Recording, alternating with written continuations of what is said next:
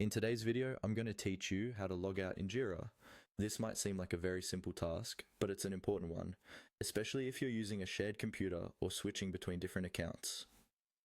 I'll walk you through the process slowly and clearly so you can follow along without any confusion.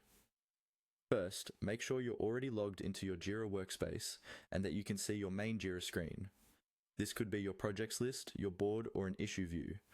What matters is that you're in Jira and looking at the top navigation bar. Now, direct your attention to the very top right corner of the screen. Here, you should see your profile icon. Depending on your setup, this might appear as your avatar, your initials inside a small circle, or a generic user icon. It's usually right next to the help icon or notification bell, and it's the control center for your personal account options. Move your mouse over to that profile icon and click it. As soon as you click, a small drop-down menu will appear. This menu contains various options related to your account, such as viewing your profile, managing your settings, or switching to different Atlassian products. In this menu, look for the option that says Log Out. The wording may be Log Out or Sign Out, but it will clearly indicate that it will end your current session. Take a moment to read the options carefully so you don't accidentally click on something else, like Account Settings.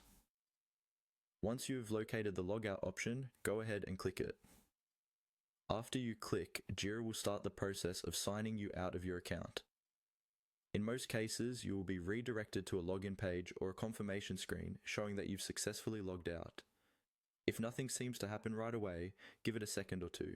Sometimes there's a brief delay as the session closes. From this point, your Jira session is closed on that browser. This means that other people using the same device won't have automatic access to your projects and issues through your account. If you ever need to get back in, you'll simply log in again with your usual credentials, and that's all there is to it. By clicking your profile icon in the top right corner and selecting Log Out,